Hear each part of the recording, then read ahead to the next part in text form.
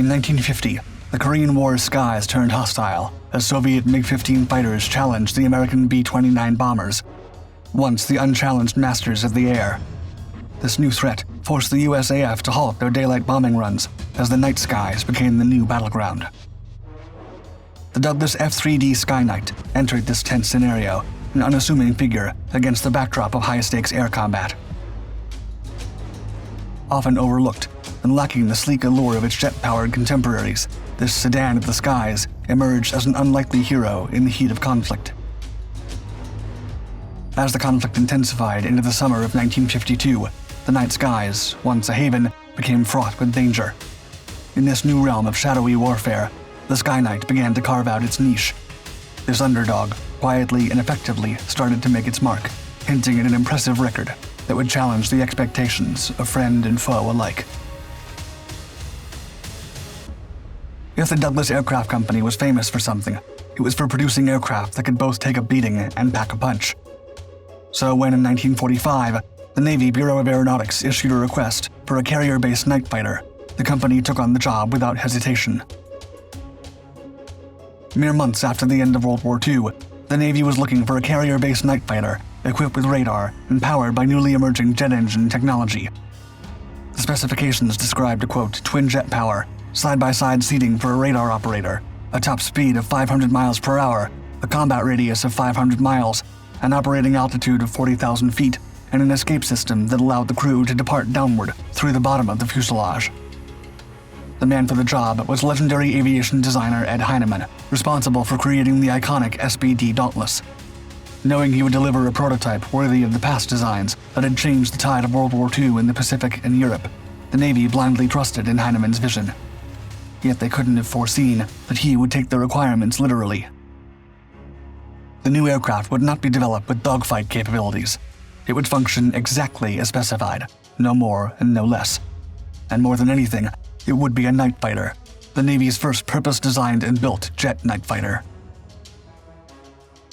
Like hunters and apex predators, it would take its time hunting its prey from the blackness of the skies when nobody could see it, which many considered a good thing because the type turned out to be outright ugly. Heinemann and his team designed the aircraft based on the air intercept radars at the time, which were bulky and not particularly aesthetic. The final design for the F3D settled on a twin-engine two-seater configuration with straight wings and 4 powerful 20mm cannons for armament. To achieve the speed the Navy specified, the prototype used 2 Westinghouse J-34 WE-24 turbojets of 3,000 pounds of thrust, mounted under the roots of the straight wings. 3 radars were incorporated into the prototype, whose effectiveness satisfied the Navy. An antenna dish of 30 inches in diameter was fitted into a fat, round fiberglass nose, capable of detecting a fighter up to 20 miles away to obtain the maximum radar range requested. Search and fire control radars were also accommodated at the front of the aircraft, while an innovative tail-mounted radar was installed to warn of incoming threats from the rear. The search radar could pick up bomber-sized targets at 20 miles, while the tracking radar could lock on at 4,000 yards and guide the aircraft into a firing position.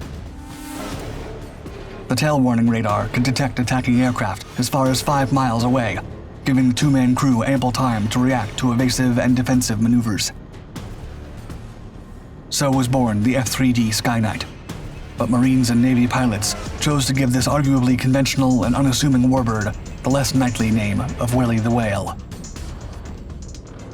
The Skyknight was first tested by test pilot Russell Thaw in March 1948 at Douglas's El Segundo facility. Admittedly, wind tunnel testing had indicated the need for aerodynamic changes. Nevertheless, flight testing rendered them unnecessary, and it was later sent to Edwards Air Force Base for further testing instead. Proudly, relatively few external changes were made. The prototype and production aircraft differed only in the enlargement of the engine nacelles. By June, the Navy issued a contract for 28 examples that would fly in February of 1950, when the first production Skyknight took to the air. As a night fighter, not at all required to be as fast as smaller daylight ones, the type was both a stable gun and a radar platform, providing radar performance unseen by any previous night fighter design. Likewise, the requirement called for an escape system that let the crew break out through the fuselage's floor. Heinemann's team embarked on a bold and somewhat unconventional path to streamline design and combat the limitations of an aircraft hindered by insufficient power. They opted to forego the inclusion of ejection seats, a staple in modern aviation safety. This decision made the plane lighter to increase overall performance. Thus, they innovated with the unique escape mechanism, a straightforward slide system. This chute, ingeniously positioned behind the seats, sloped downwards, culminating in an exit strategically located between the engines on the aircraft's underbelly. The crew would slide, one at a time, feet first and facing rearward down a chute, exiting the aircraft through its belly. This design was conceptualized to facilitate rapid egress, even amidst the intense flight speeds, albeit only in theory. The Skyknight saw several engine changes, resulting in a new variant. By 1948, the F3D2 version was implemented. This model incorporated engine adjustments and control system improvements. Minor performance gains were noted. Flying 100 miles per hour faster and boasting twice the range of its predecessors, this aircraft would define the role it was built to fulfill. It featured advanced electronic and radar equipment, making it more adept at handling the challenges of aerial combat. Additionally, it was equipped with air-to-air rockets, offering enhanced firepower. The F3D2 also had a thicker, bulletproof canopy, providing better protection for pilots.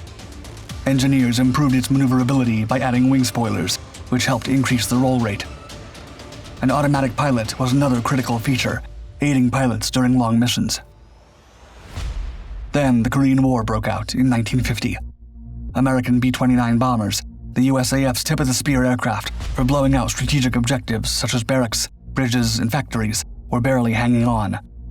As the war raged on, Soviet MiG-15 fighters harassed them, to the point that all bombing raids were suspended during daytime hours. After several months of conducting nighttime bombing raids, the enemy took down 3 B-29s in June 1952 with a special night-fighting team of MiGs guided by ground radar sites. As a result, the US suspended all raids until an American night fighter group could be formed. Thus, the time of the Skyknight had come.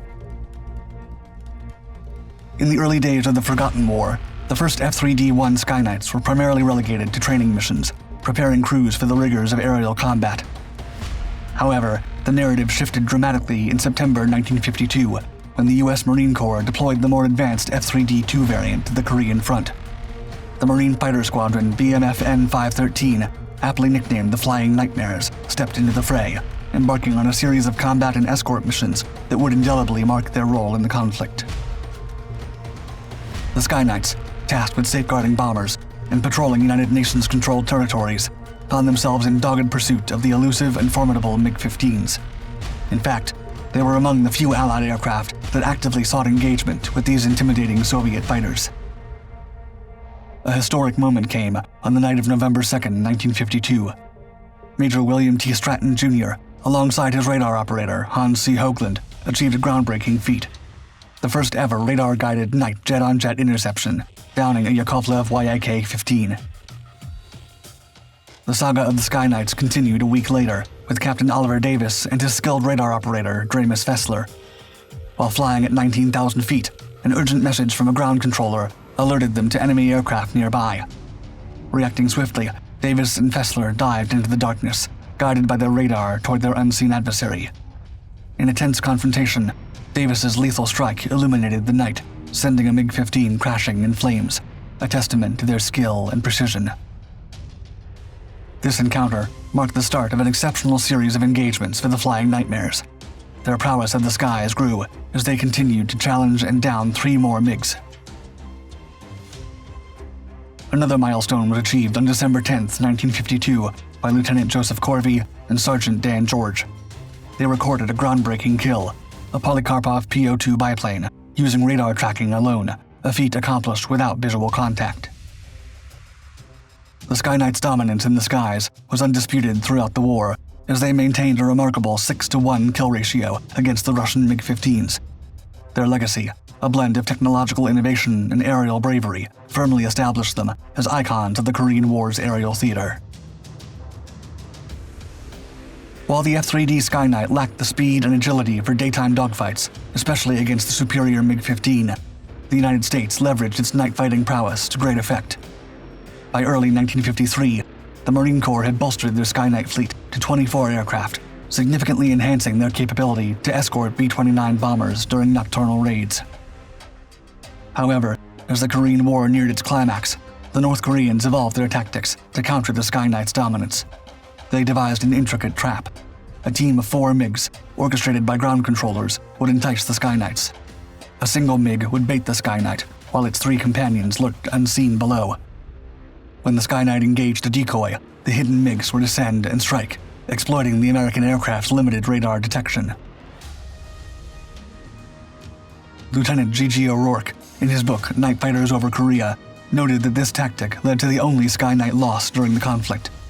He recalled that the pilot who lost the aircraft, Lieutenant Bob Bick, wrote in his report that he had, quote, taken a couple of 37s, referring to the 37mm cannon rounds of the MiGs. The author also acknowledged the MiGs' tactical acumen, highlighting that, quote, they had no airborne radars and had to rely completely upon their ground controllers to get them to within visual range behind us, which they did extremely well. Post-war, the F-3D had to be phased out and replaced by aircraft with more advanced radar systems. Yet the Skyknight's legacy continued, playing a pivotal role in testing the earliest radar-guided air-to-air missiles like the Sparrow series. In addition, modifications transformed some F-3D-2s into electronic warfare or EW and platforms equipped with jamming and countermeasures tools. Following the renaming conventions in 1962, the Skyknight was redesignated as the F-10. This period marked a transition for the Skyknight, setting the stage for its resurgence in another theater of war. During the Cuban Missile Crisis in 1962, the Skyknight demonstrated its versatility, engaging in electronic reconnaissance and countermeasures to locate and monitor Soviet air defense radars in Cuba. Subsequently, the EF-10B variants would continue the fight against communism in Vietnam. In reality, the Skyknight then became the only fighter aircraft to fight in both the Korean and Vietnam conflicts.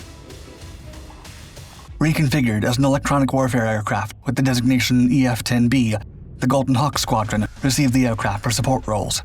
Their missions primarily focused on jamming surface-to-air missiles, SAM radar, and guidance systems. With the increasing numbers of support given to the Viet Cong by Chinese and Soviet militaries, the Vietnamese got better at attacking U.S. aircraft. As a result of the escalation of violence, the EF-10Bs were retired from the front lines after 5 of them were lost to enemy SAM hits. In the face of the new threat, they were relegated to low-risk missions until they were retired from Vietnam in October 1969.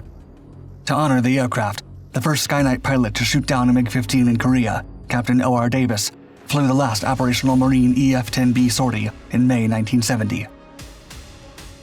Only 268 Skyknights were built, one of which can be seen today in Lakewood, California's Del Valle Park.